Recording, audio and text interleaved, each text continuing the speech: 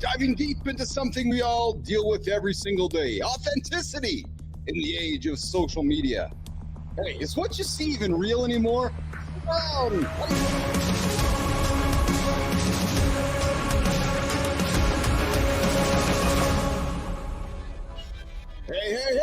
here we go. What's up, everyone? Welcome to another edition of Mornings in the Lab with Keith and Friends. I'm your host. Yes, I am. I'm Keith Bills. Today we got C. Marty Fit, John Anderson, and producer Flynn.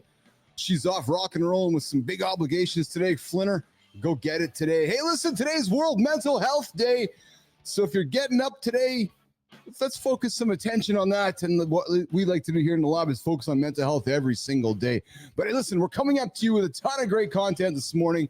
But first things first here in the morning, first things first, go ahead and hit that like button. Good morning, Jack Dugan. Subscribe and drop us a comment below. We're here to help you stay accountable, Business Athlete Nation.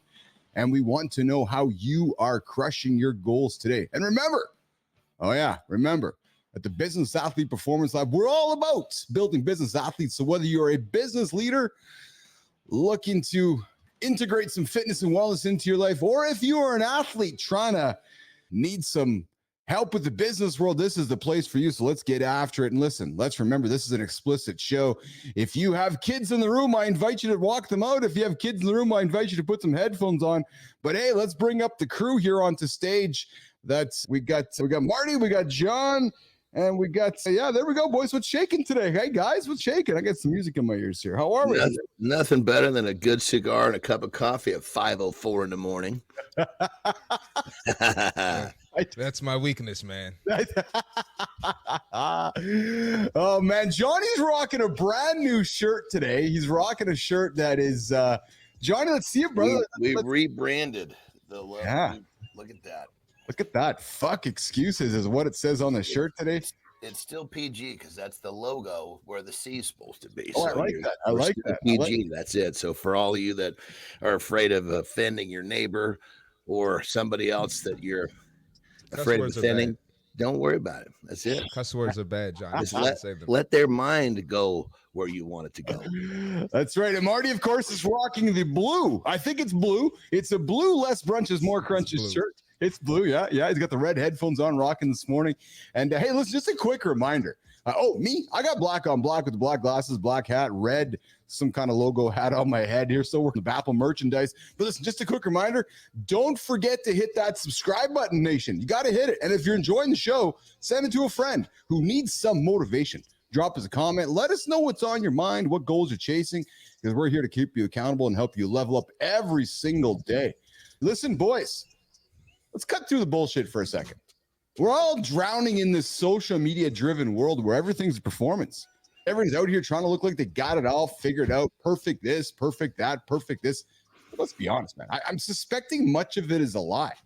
We got this election coming around the corner. What's real? What's not real? All this stage filtered comment crafted to look like success. But then Johnny, Marty, we look at the individuals out there. We don't see the late nights, the failures. We see everybody sitting on these yachts in Ibiza. Oh, yeah, I did all this. We don't see them grinding. But here's the real problem I'm suspecting. We're all comparing ourselves to these fake perfection that's just perpetuating the internet these days. Brother, I just made a video about this. Yeah, Johnny, you see someone's overnight success and you think, I got some fear of missing out here. What the hell's John doing or Marty doing that I'm missing out on? What am I doing wrong? Am I not sleeping enough hours? Am I not eating my protein? What am I not doing? But here's what you're not asking, nation. How much of that is even real? Honest to God, listen, if you're spending more time crafting your image than you're putting in the work, you got your priorities slipped. You're worrying about the wrong things, as John would say. Just get to the freaking gym and do some work. Success isn't built on likes and followers. No. Because that can all be faked, nation. Yeah, it can be. Success is built on discipline. It's built on consistency. Day in, day out, the grind that no one sees. So my question to all of you is that, are you choosing to look for success? Or are you actually willing to do the hard, ugly, messy work to earn it? Because John, Marty, I suspect that many people have just got too comfortable hiding behind fakery and then posting about the hustle, but not living it. Right? At the end of the day, it's not about the perfect situation. It's about the scars, Johnny, Marty, and the lessons and the progress of the journey along the way. And here's what it's all about, right? You guys like this. It's about how you show up when no one's watching. Johnny, you talked about it in your video, brother. Where do you get on with this one? I think the first place that people got to start is this. People get all bent out of shape and butt hurt because they're looking at someone else's highlight reel. Yeah. And they're comparing it to their everyday. That highlight reel, there was a lot of shit that went into making that highlight reel. So it's say it all the time, man, don't look at the cars, don't look at the houses, don't look at the boats, don't look at the trips. Look at the habits in the man that created all that shit. Hey, Johnny, habits are boring, though. Habits are boring, Johnny. Who the hell wants to fucking follow habits, John Anders? I don't want to follow habits. I just want to go to a pizza on my yacht, Johnny. The guy that's got all that nice shit, he understands how powerful habits are. It's the people that are not willing to put in the work that talk the crap about habits. People who understand what it takes, they embrace habits, they embrace failing, they embrace pursuing fear. And that's what gets them to these really cool places. It's the people that sit back and talk shit and say, oh, this, that, and the other, I'll start tomorrow. And that I don't need to go to the gym today. And they don't enforce the habits. They don't enforce all the shit that's not sexy to get the shit that's sexy. That's right. Marty, I want a shortcut. I'm going to go buy a bunch of followers in Fakery. That's how I'm going to drive some success. Comment on that, brother. Hey, man, that stuff always comes out to everybody that ends up finding out that you're a fake. So it's better to just do it the right way. That's it. Because you're gonna feel 10 times worse about it when it comes out. Another thing that people don't understand as well is you can have a social media account of any kind. That's huge. But if nobody gives a shit about what you're talking about, nobody's going to buy your stuff. And when it comes down to it, it's not just a matter of having numbers. That's just a small piece of the equation. The numbers that count, how many fucking purchases you have from the account that you're looking at. That's the number that matters. That's and right. You can go buy all that stuff. Buying a bunch of fake people that aren't going to buy your stuff ain't helping anybody. Not at all. Not at all. Hey, listen, we got a packed show coming up today. We got Daniel Hall hanging out in the green room. You guys remember Daniel? He was here a few weeks ago. The dude's a superhero. Yeah, the guy's got, I think, John Marty, like 8,000, 9,000 adopted children. Like the guy's just out there bringing adopted kids all over the place. The guy's actually a superhero. He's going to join us today. We're going to dive into the question of authenticity on social media. Is it real, or are we all just playing a role? Then we're going to dive into the power. We're going to talk about power of fake news and deep dive, and how social media manipulates perception in that world. AJ is going to come up here later on in the hour, boys, breaking down the effects of social on mental performance and focus and so forth, and digital detoxing. Plus, guys, you don't want to miss the conversation happening in the Morning Loop Reloaded. I found a video from Allen Iverson around practice. Marty, I think this one we're talking about practice all week, about practice makes perfect. We're going to drop that in Reloaded to talk a little about practice, how we get there. That's a good one. It is a good one, yeah. In our gym segment, we're going to talk about building the best shoulders nation, how to build best shoulders with John Anderson and C. Marty Fit. Hey, hold up, man. Hold up, Keith. Yeah. Now you're saying with John Anderson and C. Marty Fit, but at first he was like, Chris, you're going to ask John about shoulders. As if I don't have shoulders, John. I felt some type of way. I know Keith. I know Keith saw me post on Instagram this week. Really, I know he saw it. Come on, man. It's just different shoulders. It's just a different set of shoulders. That's all. Marty, here's the thing, Marty. Lauren overheard me saying it. She's like, hey, I could fucking do the shoulder segment with John and Marty. I'm thinking, yeah, she could. Yeah, she probably could, actually. She definitely could. Yeah. And then we got the Creator Spotlight coming up as well today. And if I got some time, I'm going to do the business and branding segment. But guys, I got something. Hey, Jimmy, is Daniel Hall ready? I want to bring Daniel Hall on for the segment. I got a funny segment here. Jimmy, let's bring Daniel Hall on here. Daniel, what's shaking, brother? Hey, what's up, Daniel? Thursday. Oh my God. I got something funny for you guys because I got a bunch of guys up here. Tina's not around, so you guys are actually having this conversation. Let's cut up today since Tina's in here. Yeah, exactly. So I got something different for you guys today. We're diving into a topic that's hit her. I was thinking about it yesterday, Marty. I got to be honest, man. I was thinking about Johnny when I was writing this up. We're diving into a topic, Daniel, that's hit most men at least once. And we are talking about sharts and what causes them and how to prevent them. Johnny, are you familiar with the old idea of the shart? Oh, I thought you said shark at first. That's shart. Oh, are you kidding me? Hell yeah, the shart. Are you shit, man? First off, to endure the shart, you need to start doing lunges, because when you do lunges, you're going to get deep cheeks. Then when you have deep cheeks and you shart, you will not actually, you won't soil your underwear. How's that? So we're going to talk about how you get sharts and how to avoid sharts. Daniel Hall, would you like to join our conversation about sharts today? Let's define sharts just so everybody understands. Keith, define a shart. So a shart is when you shit yourself and fart yourself at the same time. And yes, Arm, I did not say shark. I said shart. It's actually the other way. When you fart and shit yourself, you don't purposely shit yourself and fart. You fart and accidentally shit yourself. That's the shart. It's that unexpected moment when you think it's just gas, Daniel. But it turns out when you're sitting there in a moment and it's a little more than you bargained for. And you know how you identify? I've got this cold, real cold, man. I shouldn't say cold. It's actually warm, because that's the signal. You let one of these things go and you think, okay, that was hot. If it doesn't cool off here in about 3 seconds, I left something behind. That's how you identify it. It's got to be, it's got to be some type of art form, right? It ends with ART, just like fart. So, man. The art is to not soil your underwear.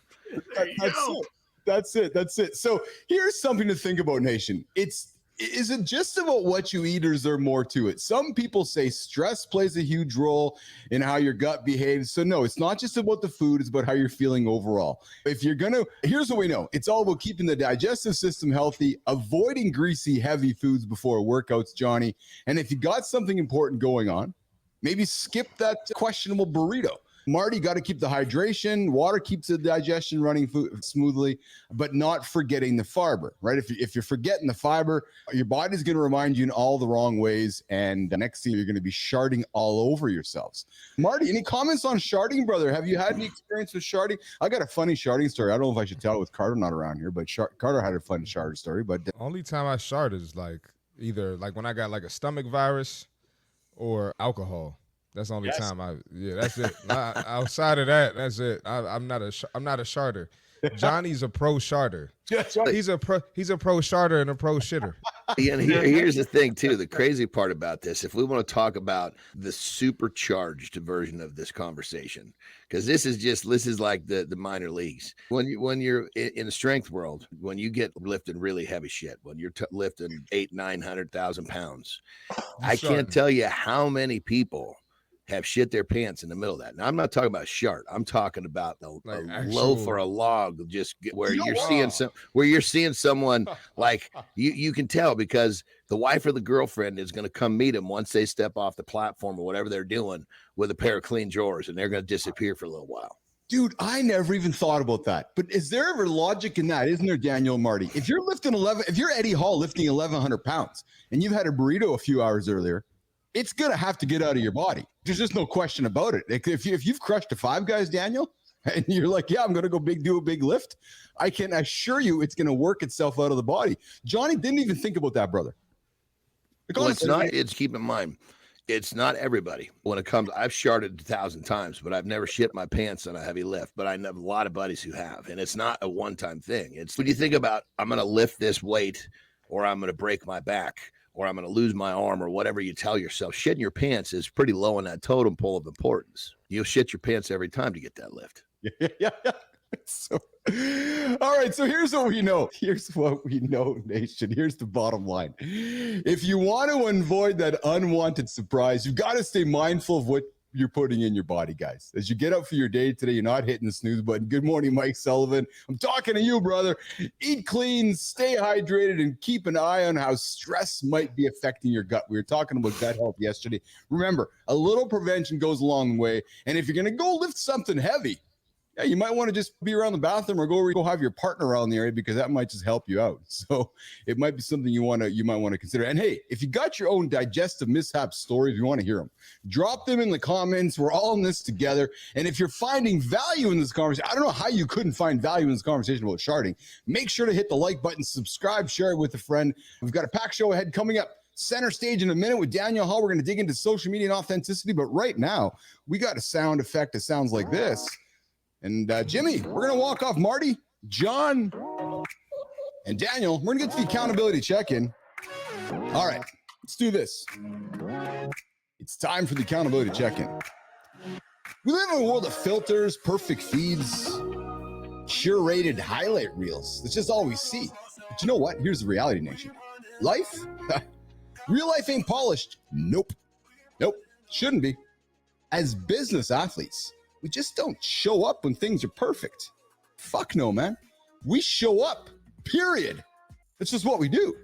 We show up, period. Our authenticity, it's built on the unfiltered moments, in the setbacks, in the grind, in the doubts, in the struggles. True leadership, business athlete nation, is saying, this is me, flaws and all. So let's strip away the filters, damn it. Show the world the real you. I know you do, Arm. I know you do, Good Time. I know you do. Because pretending, oh man, pretending can be exhausting as. So today, as you start your day, as you get out of bed, not hit that snooze button. Go be real. Show your flaws inside and out. That's the accountability check-in. Here in the lab, listen, if you're staying accountable to your own things, we want to hear about it. Make sure to subscribe. Check in with the channel if you're working on something big.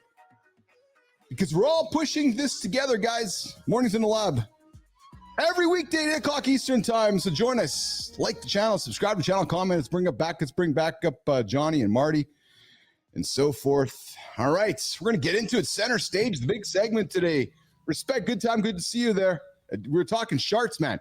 Good Time. You got to join early, man. We were talking Sharts. Yeah, it's a true story.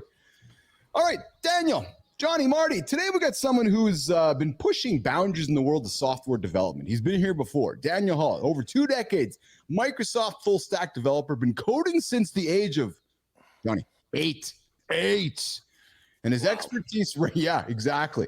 His expertise ranges across industries like nuclear. Dude, we got like a fucking nuclear scientist in the lab here, man. Like, how many decades has that been?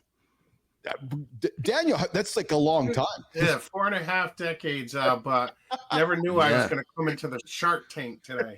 The Shark Tank with Daniel.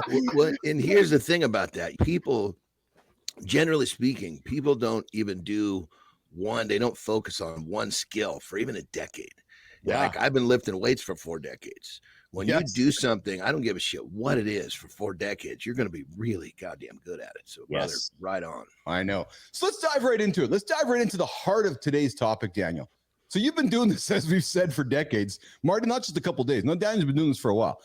Authenticity in 2024 in a world of what's real and what's not real is becoming a huge talking point. And when you and I connected a number of months ago, I just got all excited because of the work that you're doing behind the scenes, not just in business, but in everyday life, especially within social media.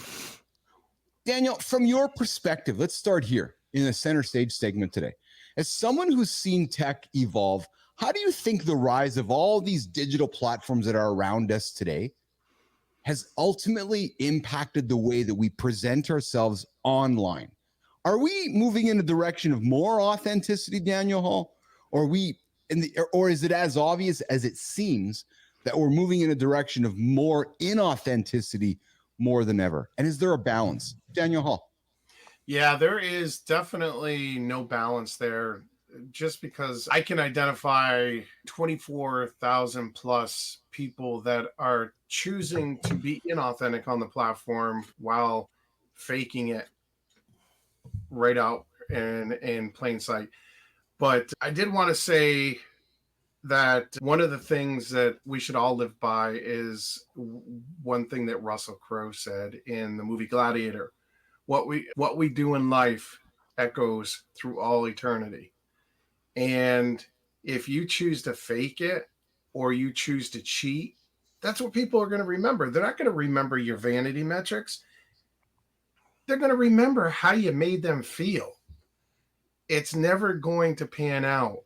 And so many people are jumping into that now, jumping into the fakery.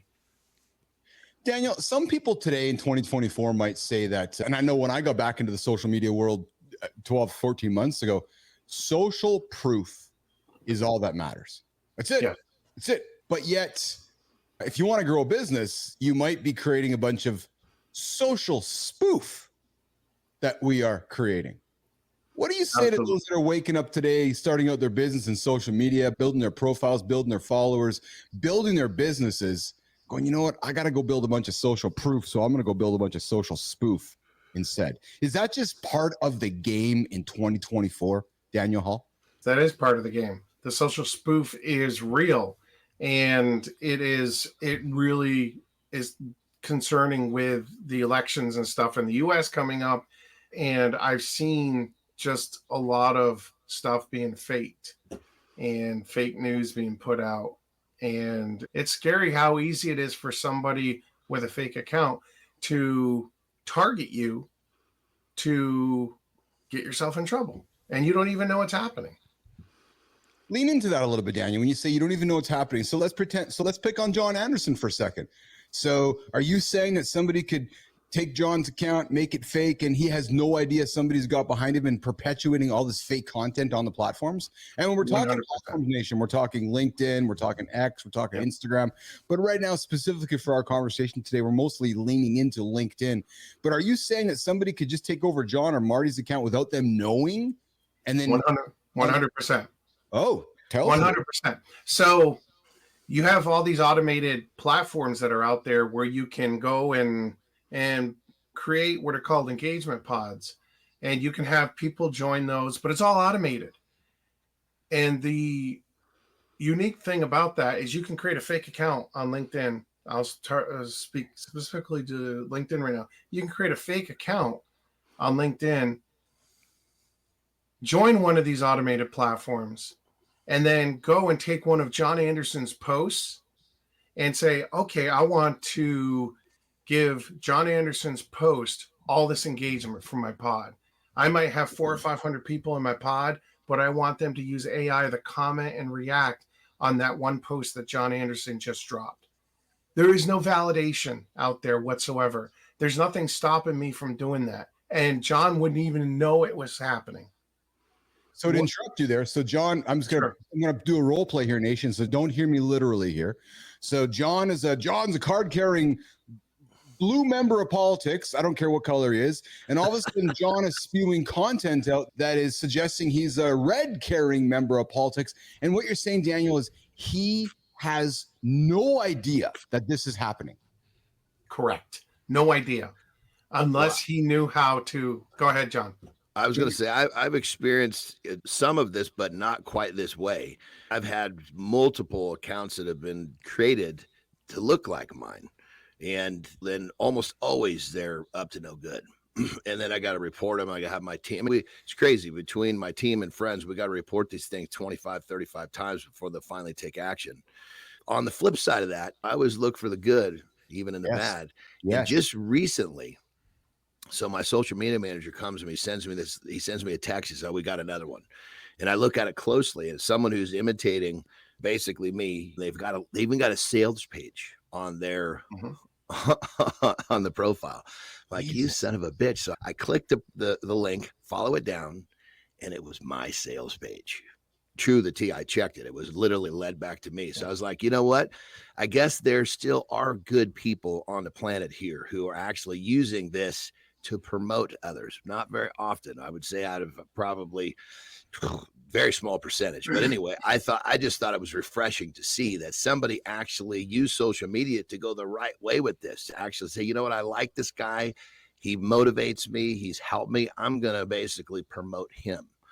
Now, that's a very small percentage. The other side of the equation, these dudes that are creating other pages of mine, what they literally what they do is they'll create a page, look like me, and they will go pursue clients. Like when I post social proof, I can't put a last name because these scammers will go find that person and ask for loans and shit. I had a client come and say, "Hey, are you okay? You just asked me for $200 on Facebook." I was like, "What? No, it wasn't me." I said, "Send me a link of the page."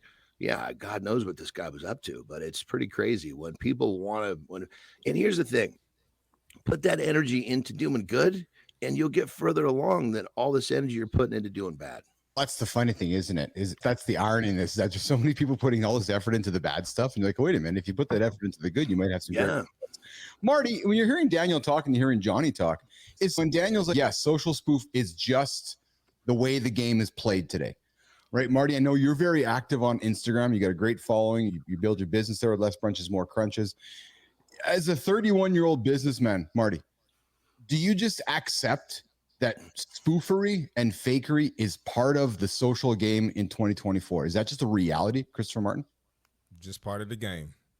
It's Yeah. only getting worse, and that's why I call it out as often as I can. But it's not going anywhere, so you got to move with some discernment and always be skeptical. Always, your first thought should be, is this person scamming me? And go from there and do some digging before you decide to go with someone. Yeah. Daniel, you dropped some nuts for us here today as we wrap the segment up at center stage.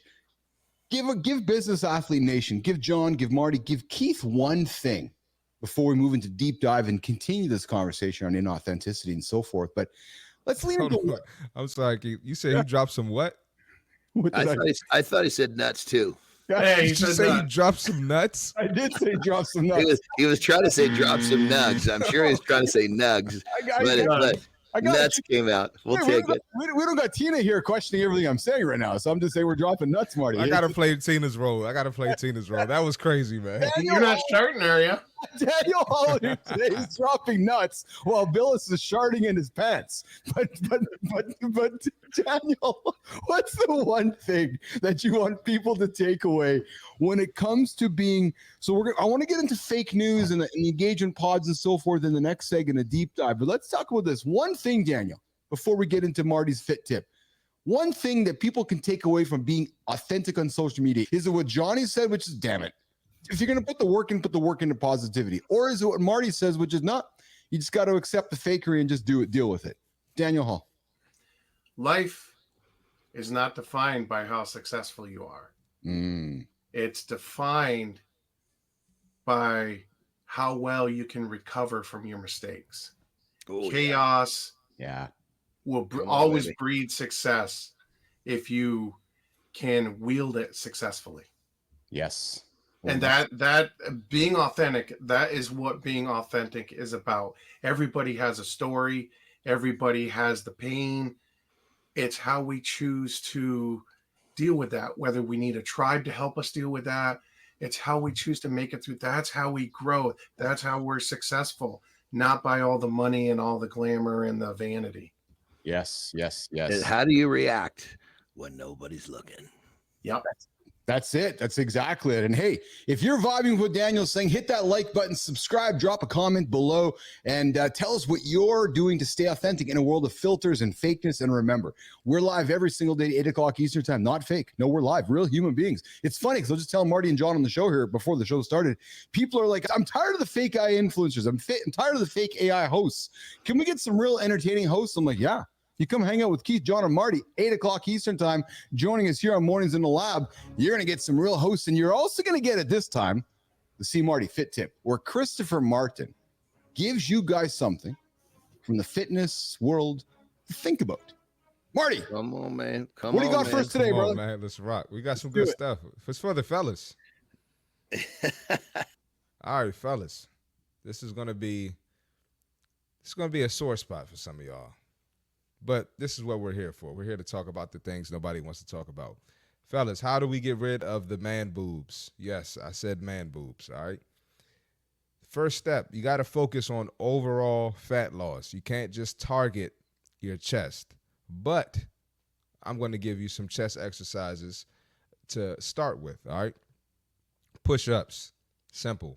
You can do standard push-ups, wide push-ups, close grip, or diamond push-ups like people like to call it. All right, keep your body straight, elbows tucked, 45-degree angle. Use your chest. Don't push through your elbows. Your elbows shouldn't be out wide right here, all right? And you can always change the hand positions, like I just mentioned, to hit different parts of your chest. Bench press. Me and Johnny talk about it all the time, all right? Now, you're going to lower the bar to the middle of your chest. Same thing. You want your elbows at a 45-degree angle, just like the push-ups. And focus on the chest engagement as you press up. That's also going to work your shoulders and your triceps as well. Great compound movement. Incline dumbbell press. Incline dumbbell press, all right? You're going to have the bench 30 to 45-degree angles. You can switch it up. I like to switch it up in my workouts, all right? Same thing. When you press up, focus on squeezing your chest And then we got cable flies. That's another good one. And you can go cable flies. You can go low. You can go chest level, or you can bring them up high to hit different angles of your chest. All right, keep a slight bend in your elbows and focus. Those are going to target your chest, but like I mentioned earlier, you got to focus on overall fat loss. So you got to hit other body parts, and you got to get the nutrition in, and you got to drink your water. All right, stay hydrated, and be careful on NFL Sundays drinking all them Bud Lights and Miller Lights. All right, I know it says light, but it ain't that light. All right, it's still a lot of calories. Be careful with it, and that's how you're going to get started on your journey to get rid of the man boobs. That's the fitness tip for today. With C. Marty Fitz, 8:30 Eastern Time, Monday to Friday, with Keith, John, Marty, and producer Flynn, who's off today. Man, I just got to jump in real quick and say, man, Marty, that was good stuff, because there's nothing worse than a man with a tit that folds over. If you got a tit that folds over, man, you got to look yourself in them. Here's the thing. Number one, you need to go to the nearest bathroom where there's a mirror. You take your shirt off, grab a hold of one of those things, flop it around a little bit, and ask yourself if you're proud to be playing with your own tit. And if you're not, it's time to take this shit seriously. Come on now. Hold on, Keith. I got to add something else. Please do. Right? Those of you that are believers, that of Christian faith, when God made man, he didn't want us to have the boob. I don't think he created Adam with the boob. I think he gave Eve the boob, but I don't think he gave Adam the boob, and I don't think that was his vision for men when he created the world. I'm going to leave it at that. 100%. You listen, you can eat as much crap as you want. You can get those tits as big as you want them. They ain't never going to produce any milk. So stop with pretending. You got to remember who you are. Hold on, Keith. I got something else. Keep going. And you confusing the baby. The baby think he's in the mom's arms. That's it. Don't confuse the baby. The baby's still learning. All right. That's it. Come on, man. The baby's coming out selling for a tit right away because he's hungry or she's hungry. The last thing you want to do is put a nipple in there that doesn't work. Daniel, now the baby mad at you. The baby's not saying dad, it's saying mama.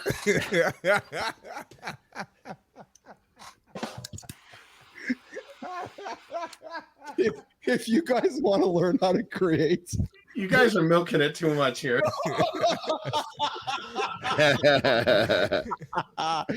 We have our new returning. I think we have a new regular co-host who's going to play along with us for the future. Our friend Daniel Hall, who's absolutely fitting in here. We started the show talking about sharting. Now we're talking about folding tits. So, gentlemen, I get your days. Yeah.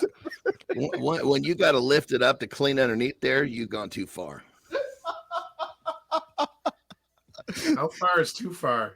And just so everybody knows, if you got yourself a set of these, I feel your pain. I was once there. I know what it's like to look in the mirror and I take a folder because I was in school, put it over my face. Like, damn it, am I looking at a little boy or a little girl here? This is terrible. If your tits look like a girl, you got to take some action.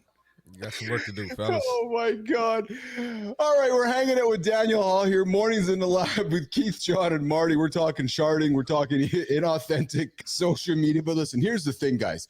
It's never been easier, ever. It's never been easier to make content that looks perfect, looks polished, even if it's not real.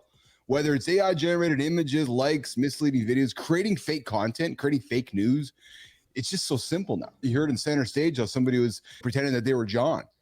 So, Daniel, some people might say, come on, it's just the internet. I'm going to go put some stuff out there, but I don't really care. It's misinformation. I'm going to doctor up a photo. It's just not really a big deal, but yet it is.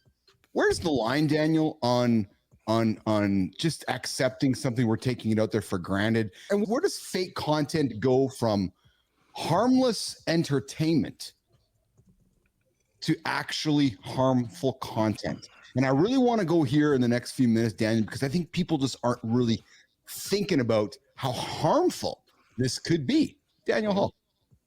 Yeah. So when you think about doing art, on AI or Shart, whatever it is. If you want a picture of a Shart or art, it doesn't matter. You can use AI to do that. But it's when you actually take that and now you start talking about somebody sharding. And you're doing a deep dive in a post. And yeah, let's switch that up because you guys got my brain on milking the shark. But real quick, let me dive in real quick, brother. If I want to go on social media and talk about myself and me sharding and me saying, hey, this is a lesson I learned, you guys take notes, that's one thing. But if you're going to create something and generate someone to put someone else down or demean someone else, that's a whole different deal. I use social media to share my journey, to share my vulnerability so people can say, you know what, Jesus Christ, look at him now and look where that son of a bitch was. And the thing I always say is, look, man, I started off more subpar than most of you. And look where I put myself. And you can do it too. So I think that there's the flip side of the coin. Obviously, we talk about the fakery, we talk about this, but I think at the same time, we also have to remember that there's also a lot of good. And to find that good and focus on that good. It's crazy. We have to be really careful what we spend our time paying attention to. That's my fitness tips about. No, excuse my fitness, my lifestyle tips about. So I'll save that for a few minutes. But on that level, obviously we're talking about the fakery.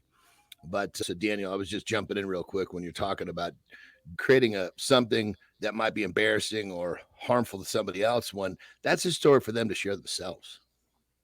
Yes, it is. And the reason why I brought that up, John, is if I now take that post and I drop it into an engagement pod, I now have social proof that John is sharding. Because I put that in there. I put that on a post. Then I drop my automated pod, people to automatically react and comment on that. They have no idea what they're commenting on. They've agreed to comment on it, but they are now putting themselves on your radar because it looks like they're agreeing with it. That's why I wanted to talk about that, because you can really tear somebody apart on any social platform and make it look like social proof. And in reality, it's just a huge social spoof. So Daniel, man, the knowledge you drop here for us to think about is exceptional. Daniel, what advice would you give to me or to John or to Marty or to Good Time or to Arm or somebody listening right now? How do they know? How can somebody tell whether what John has shared or Marty has shared or what Keith has created is authentically from them? Is there a way to do that in today's world? Or do we just gotta, or do we have to literally look at every single post and recognize that it's fake first and then try to convince us that it's real second? What advice do you give folks? Practice. You can practice looking at posts and do that, but having connected human conversations with people before you even start working with them or start saying they're the next thing since sliced bread, you have to have those authentic conversations with people to get to know them. I'm having conversations with you guys. I'm still getting to know you. I'm still finding my limits of where I can bring out my laughter and creativity. That's the advice that I would give. Now, if you're looking at the numbers, are always usually a telltale sign, especially the reposts and shares. Those are usually a good sign that they're using pods. Interesting. Daniel, before we wrap up the conversation, I'd like you to define what an engagement pod is for somebody who's tuning in going, he's talking about this engagement pod idea. Yep. What is an engagement pod, Daniel Hall? Sure. So let's say all three of us wanted to like each other's content. We might not know what each other does, but we want to get a group together, and I paste a post in there from a social media account, and I say, guys, can you comment and like on this? Sure. Great share. And that's all well and good. Those are somewhat okay. But it's when you get hundreds and people just doing that and just they're not even in your business side. They don't align with your business. That's just crazy. But it's when the automated stuff gets going, the automated platforms where AI comes into play. And now people it's like Ron Popeil and Ronco, set it and forget it. I join one of these automated platforms.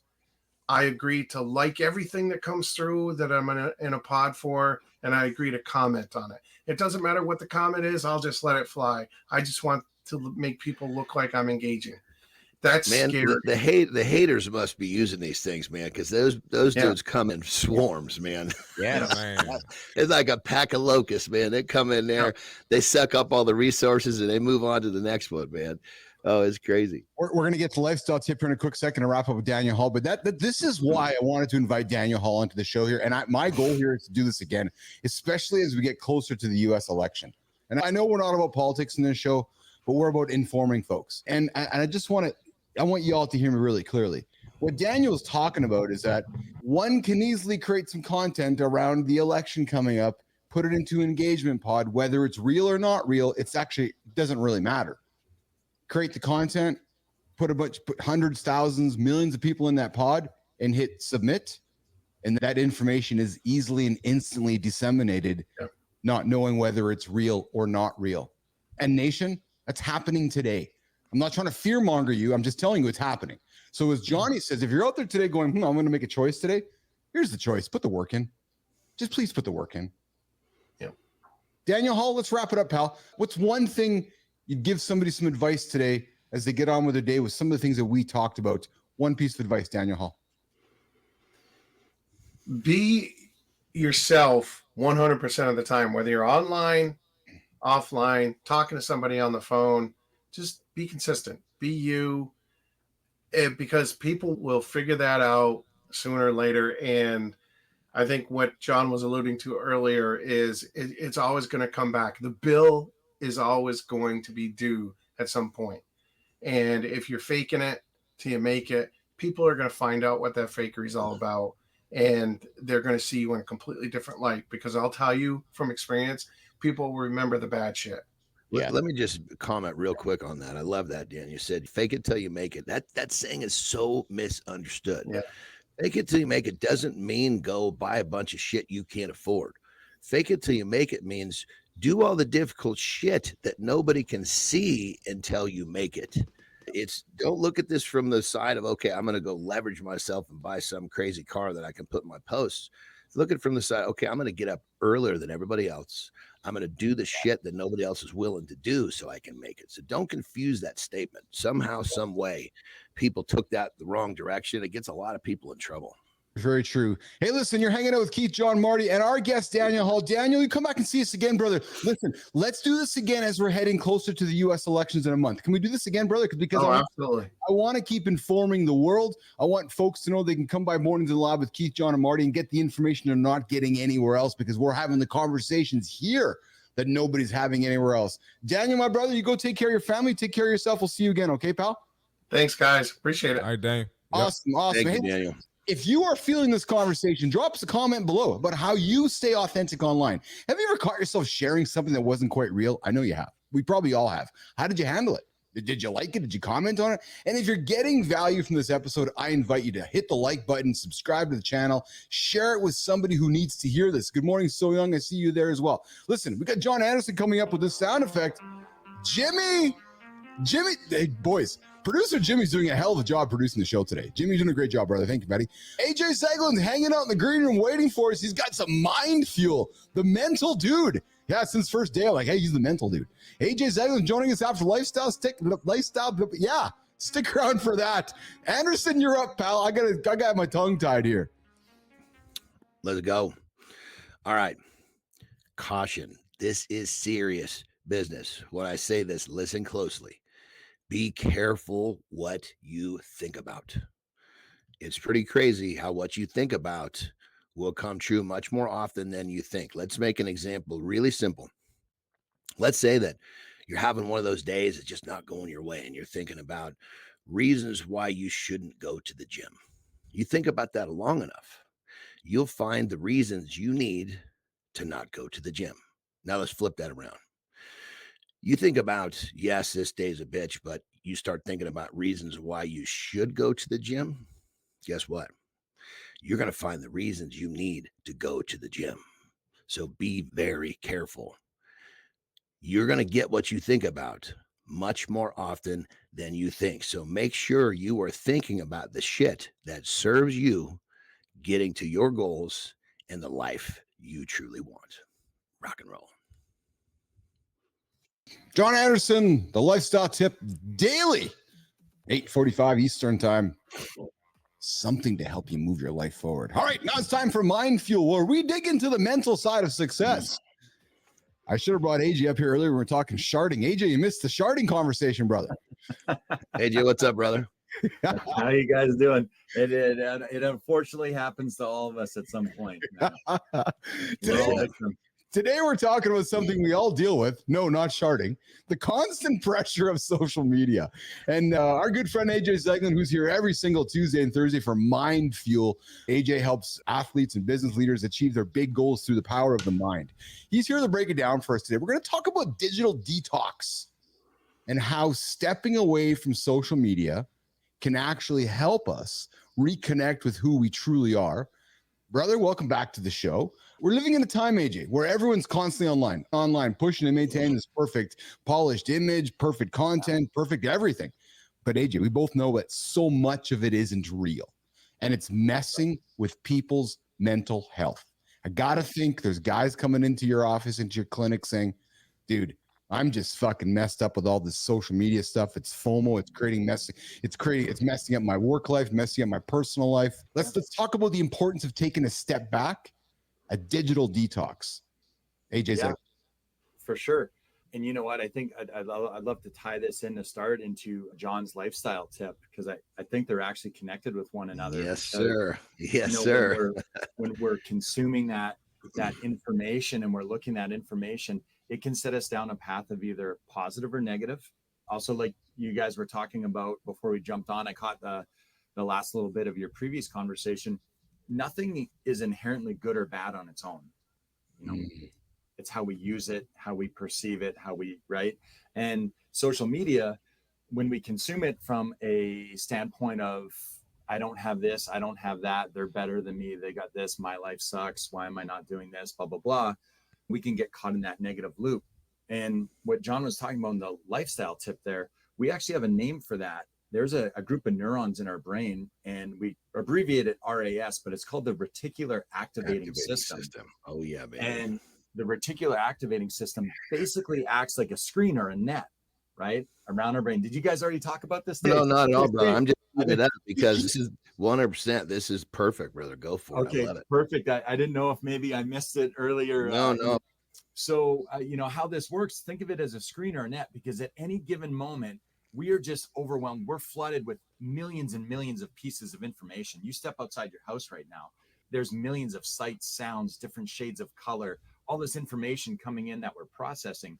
So our brain can't handle everything at once. So what it's going to do is this reticular activating system is going to start paying attention to be like, hey, what's important to Keith right now? Okay. And that's what I'm going to let through. I'm going to block the other stuff out, but that's what I'm going to let through. So if Keith wakes up in the morning and he starts his day and he jumps on social media and consumes a bunch of negative content and a bunch of content that makes him feel less than, then all of a sudden your RAS is going to be like, hey, it's important for Keith right now to actually find more of this bad stuff. He's thinking about it a lot. It must be important to him. I'm going to let more of that stuff through, and I'm going to block out all the other stuff. Because at any given moment, we're surrounded by just as many positive and negative things at any given time. It's really just what we're paying attention to. So there is actually a process. There's a system in our brain, again, a group of neurons that helps control that. So what John's talking about, it's just not opinion. That's fact. There's scientific evidence that this is how our brain works.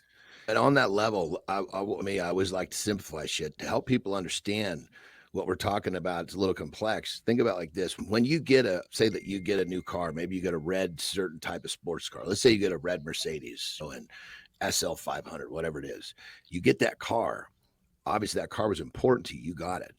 You'd be blown away when you're driving around over the next few months, how many of those cars you're going to see. Yes. Because your brain has basically put that right up for it's important to me. Let's find more of these.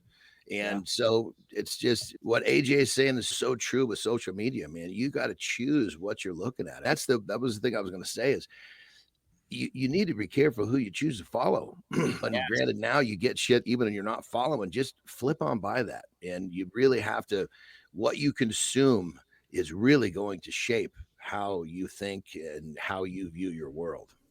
Hey, Marty, question for you, brothers. You start your day and you're hearing AJ talk about the things he's talking about.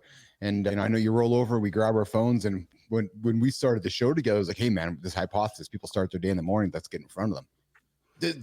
When you hear AJ talk this way, do you purposely run towards it or run away from it? Or have you taught yourself how to manage it, Marty?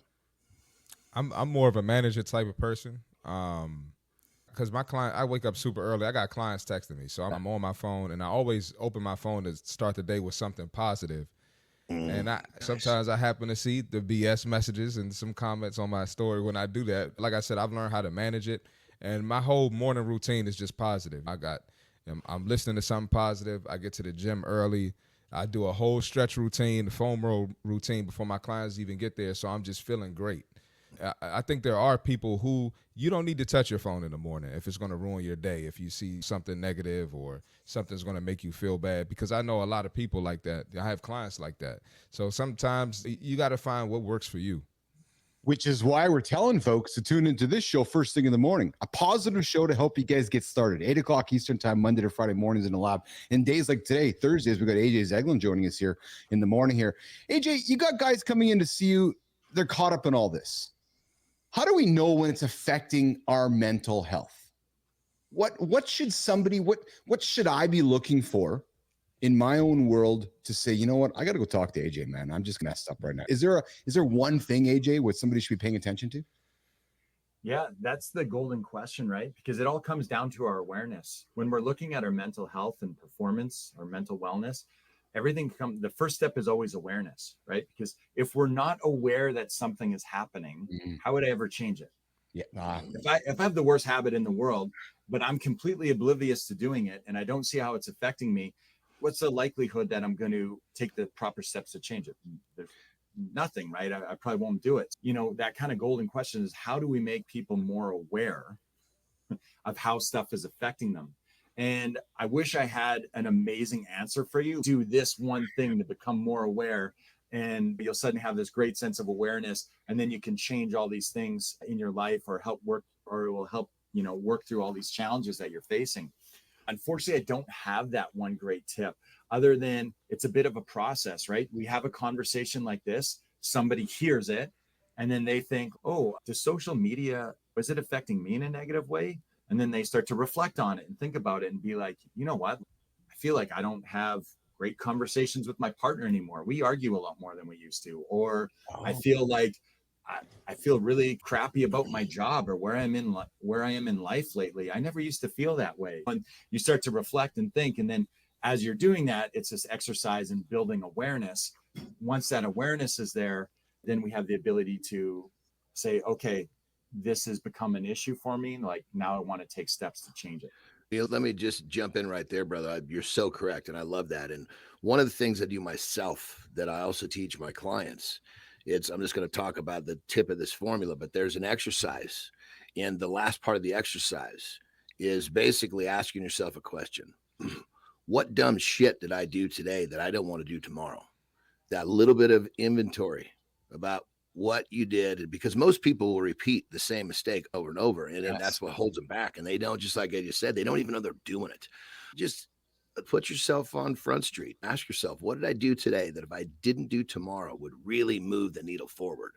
That's a massive help, but it's got to be a daily habit. I call it purge as part of a formula I have called P3, but the third P is purge. What do I want to purge out of my life? Right. I like that. Good morning, Chris. Chris Brand, I see you there. Can I get a hi? Yeah, you can get a hi. This is a good start. Hey, Chris, if you like the show, if you comment on the show, if you shared the show, if you subscribe to the show, if you haven't, I invite you to do so. Oh, yeah, we're talking digital detox with our friend, the mind dude, the mental dude, AJ Zeglin here this morning. Age, before we wrap, and if you want to stick around for the next segment of Reloaded, I know you got a busy day ahead of you, but we're actually going to dig into a topic around practice with Allen Iverson, that big video that dropped a few years ago at the press conference. If you want to stick around for that, you're more than welcome to. But before we wrap up, Mr. Zeglin, one piece of advice you'd give to someone right now who's tuning in, hearing the show later, who feels like they're losing themselves in the digital noise and they want to reconnect with their authentic self? I would say the one tip that I would give for that is, and this is not mine, this comes from Don Ruiz, who wrote a book called The Four Agreements. I would highly recommend it to everyone. These agreements are applicable to every aspect of your life. But one in there is never make assumptions. So don't make assumptions. When we jump on social media, all we do is we make assumptions. This ruins communication, right? So we're assuming that this person's life is perfect. It's better than ours. We're making assumptions that we're not good enough, that we don't. And these assumptions just ruin everything. When we are in a situation like that where there's a lack of communication, we can't communicate. Your previous guest said it perfectly. They love to talk to people face to face. You got to get to know someone personally, if you could trust them when you consume their content. If we're in a scenario where we're feeling like that, just quickly think to yourself, am I making an assumption here? What's the assumption that I'm making? Yeah, I'm assuming that this person life is absolutely sunshine and rainbows and perfect, and they make $1 million a day because that's what their Instagram feed or whatever tells me. Okay, I see I've made an assumption there. Okay, this is not good. This is not a proper way for me to base my value on myself on, right? Because it's being predicated or built upon assumptions. So identify the assumption in there. If one is being made, it gives us a tip that it's not going to be helpful for us. You know what I took from today's conversation, gentlemen? Both Johnny said it, Marty said it, and you said it, AJ, all in different ways. Two things: awareness and intention, right? And like you said, AJ, there's no magic bullet to create awareness, but then Johnny and Marty gets up and he intentionally makes choices that don't put him in a bad spot, right? Johnny wakes up and has habits that are intentional to put him in a good spot. Then you talked about, AJ, going, yeah, but there's no magic bullet to create awareness. Well, there is, though. It's called intention. It's actually pausing, slowing down and saying, okay, where am I going to put my thoughts today? Or am I going to put my thoughts into some negative habits? I'm going to put my thoughts into some positive habits that perpetuate themselves to create that awareness. So that's what I took from today's chat today, man. And I know there's no right or wrong to it. And listen, nation, if you're feeling the pressure of social media, I invite you to drop a comment. Let us know how you're managing it. And if you're thinking about doing that digital detox, tell us what you're taking. I know as I went through my divorce years ago, and I left social for 8 years, 7, 8 years, guys, and I came back as a ghost. That's a whole other conversation. Hey, where's your social proof? Oh, yeah. So listen, if you're loving this episode, don't forget to hit the like button, subscribe, share it with someone who could use a little mind fuel and so forth. So Age, at this point, typically we bring Flinner in to do the personal brand, but she's off doing some things today. So we're going to continue the chat. We're going to move into Morning Loop Reloaded. Zeg, are you able to stick around for a few minutes, or do you got to rock and roll out of here? No, yeah, I got a couple more minutes for you. Absolutely. Awesome. Let's do that then. So let's pivot, Jimmy. We're going to get because I know AJ likes this. Can I say one more thing before we leave this segment? Brother, you do it. Yeah. So the intention, which is key. But here's the thing. Intention needs to be applied every day. Yes. And if you don't have a habit of applying that intention, it's not going to work for you. So don't just think, oh, I'm going to be intentional from now on. Set yourself an alarm. Set yourself part of your morning to get into that proper space mentally, consume the right content, have the proper thoughts, do the things that are going to help you move that needle forward. And a habit, daily habit of being intentional is going to be a massive step forward for anybody that's trying to do it. Great advice. Great advice from John Anderson. Welcome back to Mornings in the Lab Reloaded, the morning loop here. We just wrapped up hour one, hanging out with AJ and Daniel Hall and Chris and John. And hey, we're kicking off hour two here with one of the most talked about moments in sports history. Yeah, true story. No, it's not Wayne Gretzky's goal. Nope. We're talking about Allen Iverson's famous practice press conference. We talking about practice. We talking about practice. And the last couple of days, we've been talking about practice. Johnny always talks about, what do you say, Johnny? How you practice is how you play, or what's Johnny's? You got something you say there, Johnny, all the time. I got so many things I say all the time. Shit, which one are you talking about? But I would say the thing that's missed about practice is what creates confidence. Yes. So when you practice something every day, you're going to build your confidence. And that's the thing, is people don't recognize it's, especially when you're practicing in the dark, so to speak. When Yes. you're practicing when Nobody's looking. And remind yourself this, and this is something I tell myself all the time. The darker it is, the closer I am to the light. Remember that. Oh, when yeah. it's really dark, keep going, because next thing you know, poof, it's not going to be a little light that ends that you spot at the end of the tunnel. It's going to come hard and fast, but it's only reserved for those who have the nuts to keep going when it's pitch dark. That's exactly it. That's exactly. So we've been talking about practice over here for the last couple of days. We talked yesterday about how to change your life, and it's really about doing the boring things day in, day out, doing things day in, day out. And we talk about how you practice is how we play. A couple years back, Allen Iverson sat down and had a press conference around practice. We're going to run the clip, break down what happened, and dive into the deeper question with C. Marty and AJ and Johnny, which is how important is practice? And do we put too much emphasis on it? Let's get the video running, Jimmy. Let's have the conversation after this. Let's roll it. It's about 2 minutes, guys. Let's put it up here. Tell you that I miss practice. If a coach say I miss practice and y'all hear it, then that's that. I might have missed one practice this year. But if somebody say he doesn't come to practice, it can be one practice. Out of all the practices this year, that's enough. If I can't practice, I can't practice, man. I'm hurt. Simple as that. It ain't about that. It's not about that at all. You know what I'm saying? But it's easy to talk about. It's easy to sum it up when you just talk about practice. We sitting here, I'm supposed to be the franchise player, and we're in here talking about practice. Listen, we talking about practice. Not a game. We talking about practice. Not a game. Not the game that I go out there and die for and play every game like it's my last. Not the game. We're talking about practice, man. How silly is that, man? We're talking about practice. I know I'm supposed to be there. I know I'm supposed to lead by example. I know that. And I'm not shoving it aside like it don't mean anything. I know it's important. I do. I honestly do. But we talking about practice, man. What are we talking about? Practice? We're talking about practice, man. We're talking about practice. We're talking about practice. We ain't talking about the game. We're talking about practice, man. When you come in the arena and you see me play, don't you? You see me give everything I got, right? But we talking about practice right now. But it's an issue that we're talking about practice. Man, look, I hear you. It's funny to me too. I mean, it's strange to me too. But we talking about practice, man. We're not even talking about the game, the actual game, when it matters. We're talking about practice.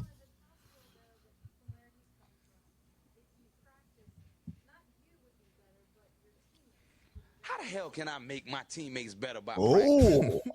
All right, let's get into it. So that clip never gets old. It never gets old, but it brings up an important question.